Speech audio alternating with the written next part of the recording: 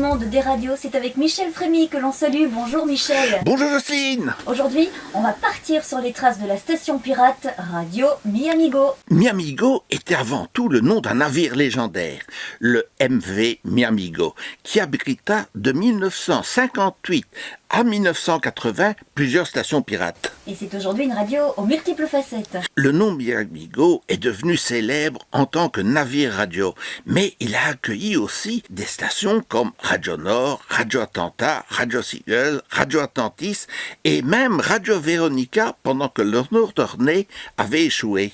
Après le départ de Radio Caroline, il a continué ses activités au milieu des années 70 en diffusant le programme de la station belgo-néerlandaise Radio Mi-Amigo. Radio Mi-Amigo est l'œuvre d'un industriel belge, Sylvain Tack, qui était propriétaire d'une importante fabrique de gaufres, les gaufres Suzy.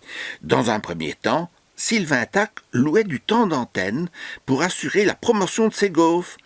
Radio Mi-Amigo a pris la place de Radio Atlantis quand Adrian Van Lanscott a abandonné faute de capitaux.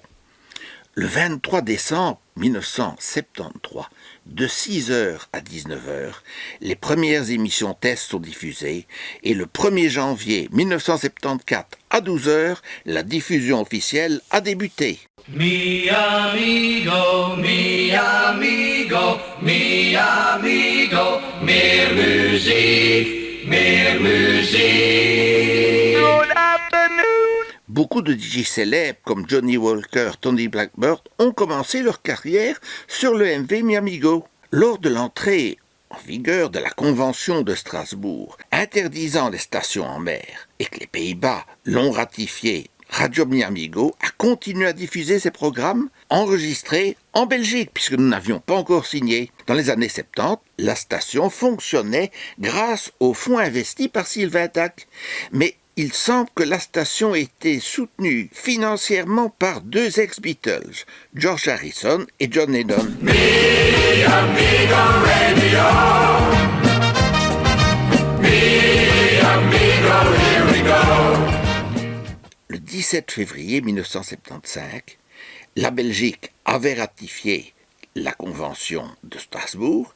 La police belge a envahi le studio de Radio Mi-Amigo à Opbrakel, une commune belge située en région flamande dans la province de Flandre orientale. Les DJ Peter Van Damme et Will van der Steen étaient présents et ont été interrogés. Pendant l'interrogatoire de Will van der Steen, Peter Van Damme a pu effacer les bandes du programme en cours, faisant disparaître les preuves.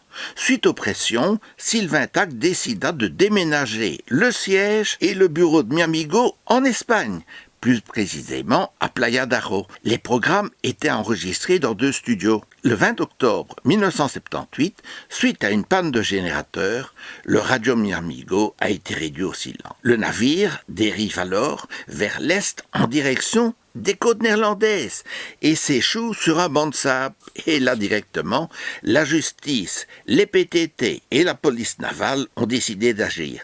6 membres de la police d'État et 2 des services d'enquête des PTT ont quitté le port d'Elevensluis pour se rendre à l'endroit où le navire était échoué. Des membres de la brigade belge d'enquête ont également été envoyés aux Pays-Bas afin de vérifier si l'équipage pris à bord n'était pas de nationalité belge. Le dimanche après-midi, le navire Mi-Amigo était toujours bloqué sur un pont de sable. Cependant, ils avaient retiré les cristaux du navire. C'était donc la fin des aventures de Radio Amigo et en mer du Nord, mais l'aventure va continuer sous d'autres latitudes. Eh bien, je vous en parle la semaine prochaine, sous le soleil des Canaries, avant de revenir sur la plage de Blankenberg. Radio Mi-Amigo, une histoire bien belge. Oui, mais international aussi, et grand morceau hispanique. Mi-Amigo, c'est Michel Frémy. Certainement, ça. À la semaine prochaine. À la semaine prochaine, puisqu'on est Mi-Amigo, hein.